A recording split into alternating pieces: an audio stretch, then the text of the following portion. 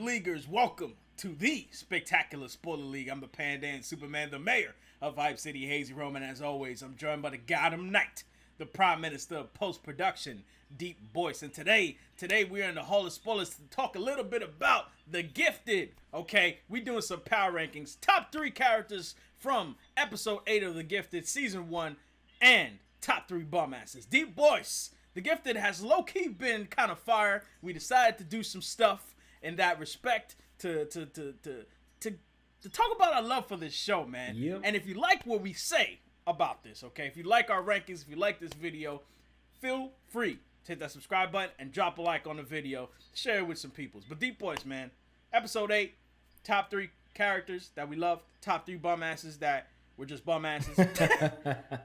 Yeah. What it is, man. Yeah, episode 8, Threat of Extinction. That's with a capital Yes. X. Capital I like how they stylized the DX. episodes with that capital X.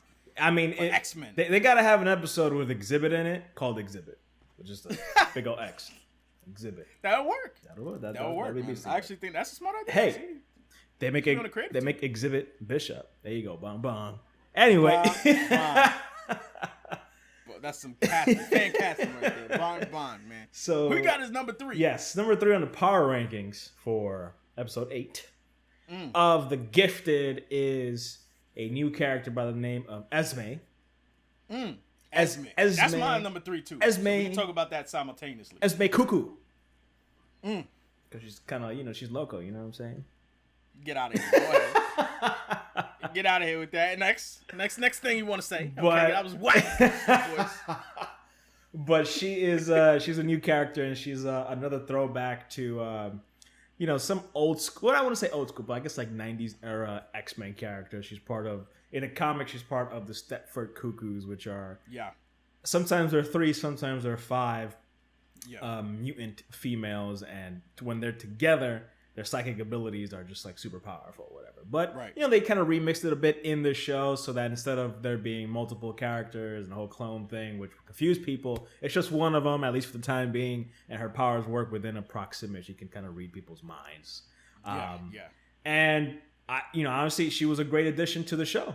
And it was cool having her on there, and cool to kind of see how they remixed that character. And obviously she made herself extremely useful in helping the mutant underground get the information they needed from a foe that they captured halfway through the episode. Yeah. And Grant Morrison is actually the guy who created the character or the characters, being the Stepford Cuckoos. And in the comics, I guess in some way they've been revealed to be like clones of Emma Frost. So that's actually like a deep tie to some a more popular X-Men character. Emma Frost being one of the most powerful telepaths in the Marvel universe. So I just liked the fact that they changed it so it's not like quintuplets or triplets or anything too creepy, and they didn't make her too OP by changing her powers to something that works in close proximity. And I just thought it was just one of the many good ways that The Gifted has sort of integrated these characters that are not just relatable, but also still have a cool power set that doesn't make them like over the top powerful, that you can't see them living this grounded life where they're on the run. So I think Esme Cuckoo, I mean, I'm not sure if they've even revealed her name to be Cuckoo. Her last name might not be Cuckoo because that just sounds ridiculous. But it's a ridiculous name. Like it's silly. So we'll see where her story takes us, and I would think that she may even be a little bit more important than we realize as it stands. Yeah. So, I'll leave it there. But DeepBoyce, who you got as number 2?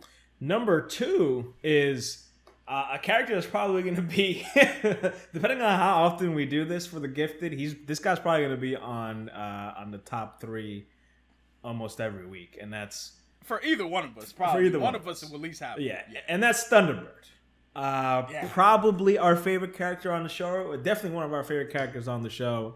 He's probably my favorite character in the show. Yeah, honestly, it's dope.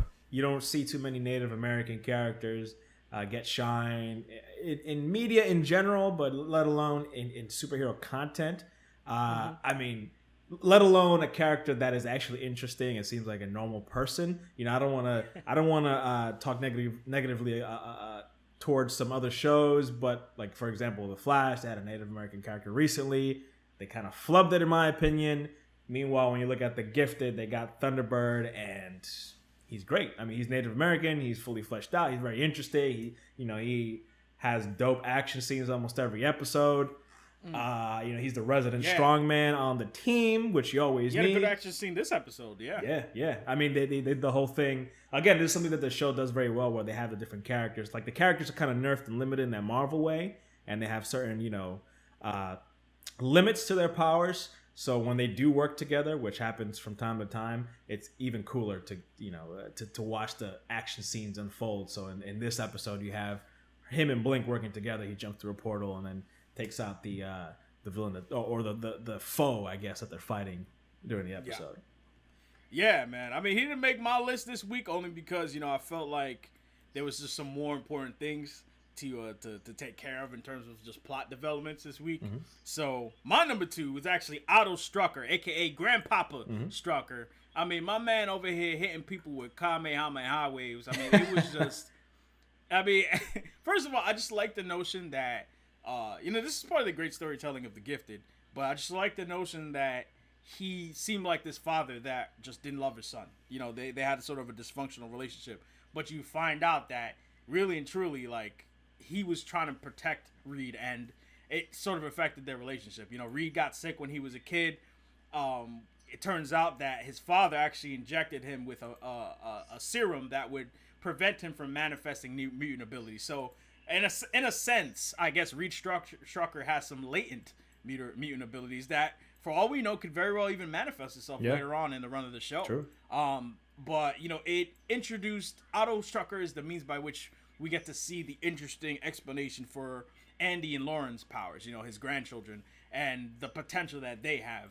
And I just felt that his presence as both a father who seems bitter by the relationship he has with his son, you also see that he loved his son very much.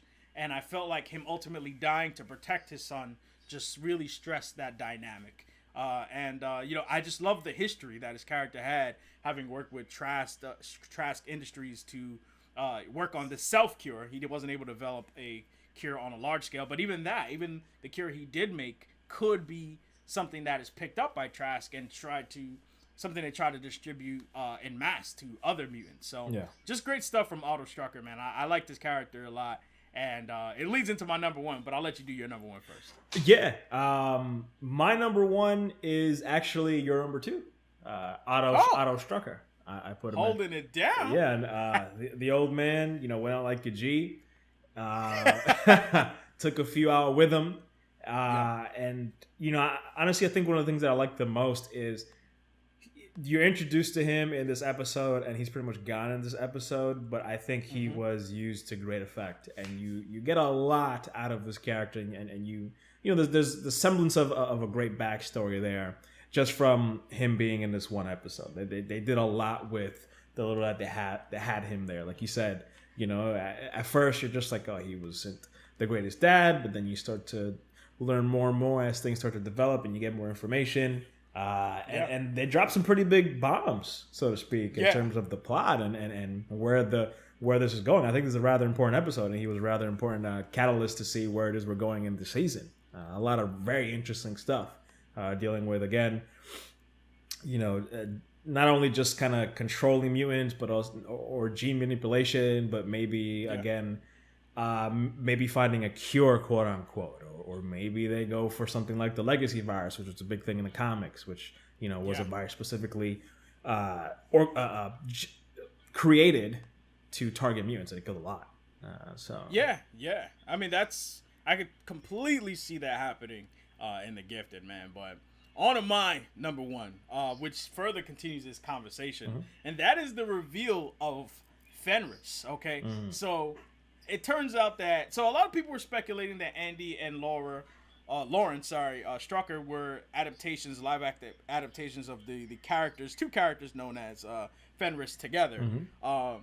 So they're the children, in the comics, of the children of Baron von Strucker. Their powers manifest when they're next to each other, touching each other, and I love that they didn't just say, oh yeah, Andy and Lauren Strucker are these versions of Fenris. they sort of painted it as Fenris together are the, I guess, great grandparents of Lauren and Andy Strucker, and their powers. I mean, I just love that flashback scene that kind of showed the history of mutants in this gifted universe, and them being like terrorists and just sort of just being complete and utter scumbags. Like, I just love the fact that that past history now ties itself to Lauren and Andy in the present and their potential.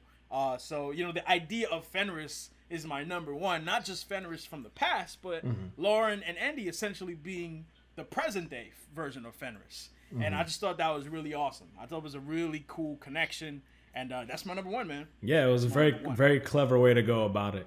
Again, yeah, it was really well dope. done. Yeah, really dope. And even if you didn't know about the comics, like, that's still just pretty cool by itself, because it just shows there's something more to the Strucker kids other than just being kids, who give us this introduction into the mutant underground world. There's something about them that will be the center of of conflict at some point. It's obvious that that's going to be a problem. But anyway, DeepBoyce, it's time to talk about the low down wiggity whack of this episode. We going with top 3 bum asses. DeepBoyce, who do you got for number 3? Whoo! We did a little bit of research to try and find this guy's name, but in typical bum ass fashion, he didn't have a name. At least for the time being. Who knows if maybe they'll update it online or if he'll make another appearance. But he's known simply as Hulking Mutant. And it's this enormous dude who just starts trouble. Almost for no reason. I understand, yes. They're kind of paranoid or nervous that one among them in that, I guess, group that were hiding out to get brought into the mutant underground was like a sleeper cell or a spy of sorts. Sleeper agent, I would say. Yeah. Sleeper agent, yeah. But clearly, I mean, if you walk in and you see how they have that one mutant laid out, I don't think there's any more of a secure way to have that person down with like 5 people surrounding them. Like, yeah, that mutant was whooping some ass, but still, you're not gonna make the situation any better by coming in there and trying to fight the very people that are there to save you. Right, exactly. But and then I ain't gonna say nothing about that because that person gonna appear later on my list, and I'll go in that. And then on top of that, the young guy, I'm blanking on his name right now, the young Strucker kid, Andy Strucker, stands up to the guy, props to him, and the guy's just like, props to him. Oh, okay, all right, yeah, no trouble here. Okay, no problem. All right, Gert. He's like, all right, man. He's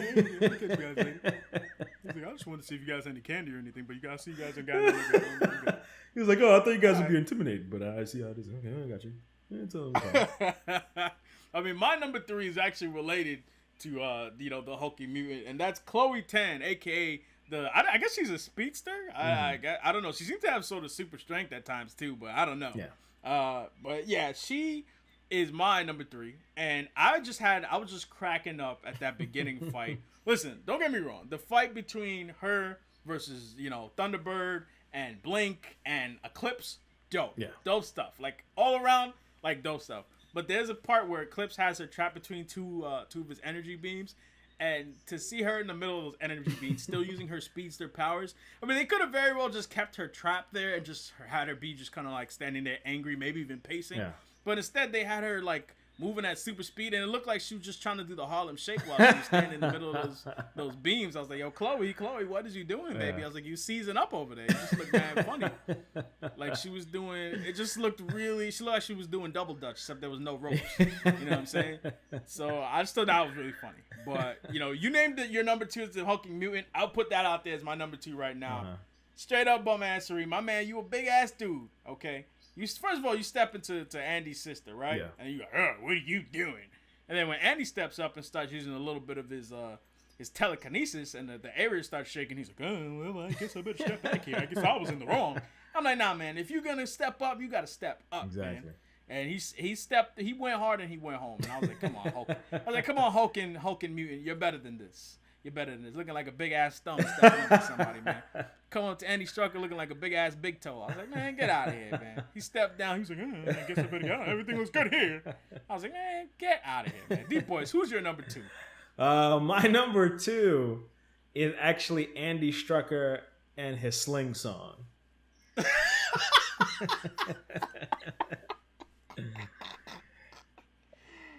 DeepBoyce, that was a fantastic song, man. No. Man deserves a record deal. No. Don't you think? No. No? Why you hating? Nah. If I were that kid, I would have broke my other arm just to get it, any excuse to get this guy away from me. You didn't like the music?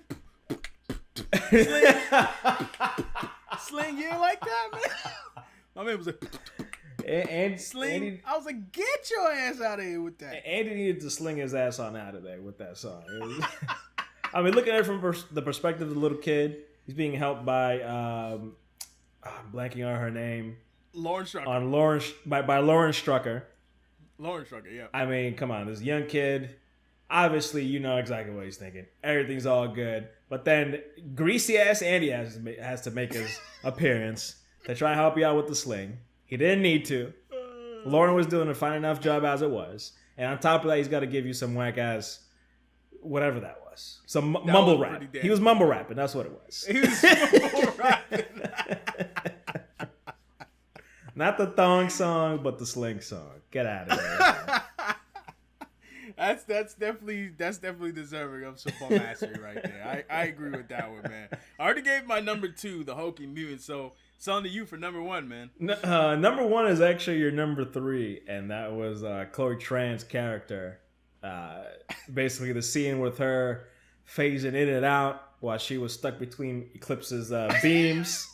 It looked like some sort of cheap Photoshop effect or something. I don't know what they were doing. It did look kind of cheap right there. That was the one time where the TV budget was just like, nope, you guys are not getting away with this. Like, it wasn't even that she was having that vibrating effect. It was the way they were distorting. It was like she was turning into like a parallelogram or something. It was like some weird thing that they were doing in the After Effects or whatever kind of program they were doing to make this show. Yeah, she did look a little... It just looked very odd. Like, her body... her motions looked very weird. It didn't look right. And it sucks because the rest of the action was great. Yeah. Except when she was fighting Thunderbird and she hit him up in the air. Or she tripped him, I think. Mm-hmm. And then she, like, punched him in the stomach to hit him back to the ground. It was clear that she didn't actually hit him. Like, you know, she didn't actually hit... Because if you get hit in the stomach, you're going to be like, ugh. Like, you're going to be... He didn't do that at all. I know he's got super strength, but still... But yeah, I agree with that one, man. I agree wholeheartedly with that one. But my number 1, okay, he's the one who took Otto von Strucker's Kamehameha blast with no problem, son, but then died. That's your boy Pulse. And the reason why Pulse, and it's not about him taking the blast and dying. It's really not about that. It's just more about the fact that they seemingly introduced Pulse. I thought that was going to be a main storyline for Thunderbird, and I just felt like it just fell flat with having him die off screen, mind you. Yeah. He didn't even actually have a fight or anything with, Otto Strucker. I call him Von Strucker because I'm not sure if he's... I feel like he changed his name to just Strucker. I feel like it was Otto Von Strucker, but he changed it. But, you know, it just seemed... I just felt like Pulse was sort of a letdown for the show. You know, I felt like with his power set, he could have provided a problem for the mutants, for the Mutant Underground, in tandem with other mutants who were potentially sleeper agents or, you know, these brainwashed mutants. And I wanted to see it be a little bit more of an emotional arc for Thunderbird. And I just felt it didn't really do that. Even when he buried him, I just felt like the emotion wasn't really there. And him dying off screen kind of further hammered that home. Although, I shouldn't say dying off screen. Him getting his fatal wound off screen. Yeah. I mean, he died on screen, but even the death just didn't feel... To me, it didn't have the emotional impact that I feel like it could have if they had played it out like... Maybe there's a chance Thunderbird could save Pulse. You know, because that's what I thought we were going to see. Maybe him trying to save Pulse, but ultimately failing. And I just felt like he just died in a throwaway conflict almost. And it was more, Otto Strucker's death was more impactful for this episode than his death. You know what I'm saying? Yeah. And there wasn't even any connection between John and Reed in that death, where they're both burying their two, loved ones, essentially, by... right next to each other. Yeah.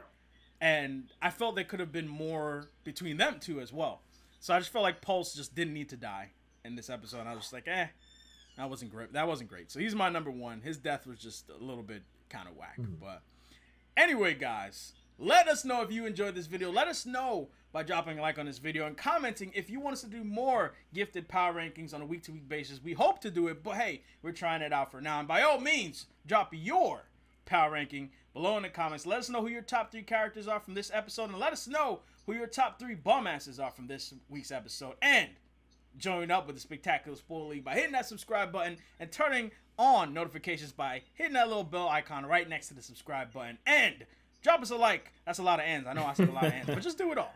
And drop a like on the video to get this video out there so that we can recruit more leaguers to the cause. We will see you guys on the next one. We getting out of here. Peace out. Peace.